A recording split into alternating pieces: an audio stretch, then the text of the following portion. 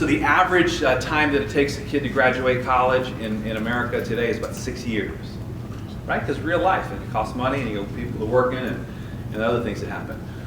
So 6 years, so we no longer measure it on, did you graduate in 4 years? You say, okay, in 6 years did you graduate? Well, only 25%, and this data is old because these kids graduated 6 years ago, high school. But 25% of Fort Worth ISD kids graduate college in 6 years.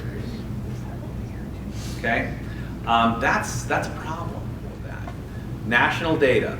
So if you are a student in the top quartile socioeconomically, so wealthy kids, if you're a student who's in the top quartile socioeconomically and simultaneously in the lowest quartile academically, so wealthy kid who's okay and who's not okay, who's a lower achiever academically, 75% of those kids graduate college. Wealthy kids who are low academically. Let's go over here.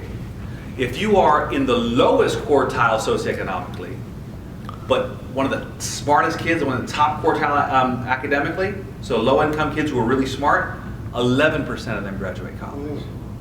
The system is broken. And why is that? Again, it has nothing to do with intelligence. It has to do with support. And because these guys, I'll bet you they're getting tutoring. I'll bet you they have challenges, right? I mean, I'll bet you sometimes their daddy writes a check and does a donation.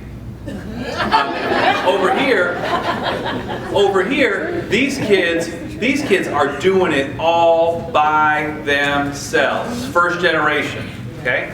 It's not that they're not intelligent. So we have to create a social structure, a safety net, a community, if you will. Yeah. So when you and I all went to school, the 3 R's of education were reading, writing, arithmetic. Remember that? Reading, writing, arithmetic. Not anymore. In today's world, the 3 R's in education reform are rigor, relevance, and relationships. Nice people hurt kids too.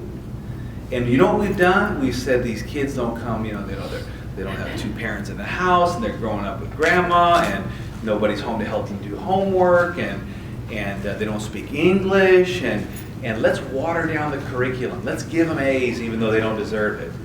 And so our kids need rigor. Rigor means more challenging instruction, teaching and learning.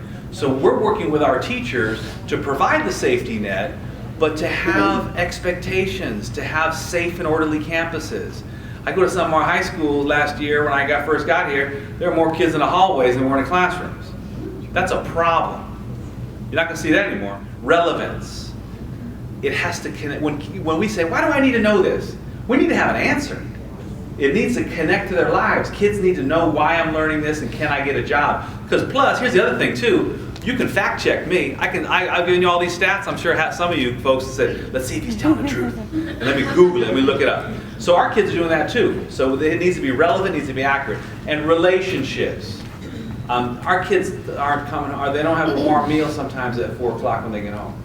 And so what we need to have is our schools need to be the places where they have support, where they have meaningful relationships. Some of our kids talk to our kindergarten and first grade teachers, they say, oh my goodness, these kids are out of control. Because some of them have already seen, they're traumatized. Some of them have seen some ugly stuff. And they get to school, they don't trust adults. They don't trust police. They don't trust, people who don't look like them. And so we need to really, really break that down and provide love and support and structure to our students. So rigor, relevance, relationships, trust me, it works. What does rigor look like? AP participation, advanced placement. That's a great opportunity. Dual enrollment. Gene Giovannini, who's the new TCC chancellor, thank goodness is a friend of mine from Maricopa County, and he's also here. And he really wants to get our juniors and seniors taking community college classes, because if I'm a poor kid and I can take a more rigorous class and I can get college credit for it and I can graduate with 12, 25, 12, 18 credits in my back pocket, that's good for my instruction, but it's also kind of pragmatically good, just from a utilitarian economic perspective. It's great. So AP participation, honors. We're going to see an emphasis in all that. Because the other thing too is the pobrecito mentality, where we take care of these guys and we pat them down the head. If we do only that, then the middle achieving and upper achieving kids are going to bail. We don't want to have a school district where if you have the means you can get out. We want a school district where everybody, I'm a parent for with ISD, where everyone keeps their kids in our schools and recognize that they're the best places for their kids, because it's not only academically preparing them, but they're also preparing them for the real world out there, where they're going to interact with people who are different than them. I mean, that's low-hanging fruit. There's so much money left on the table because you got smart kids who come from low-income families, and they're not applying for scholarships. They're not filling out their FAFSAs. They're not doing their personal essays. I mean, shame on us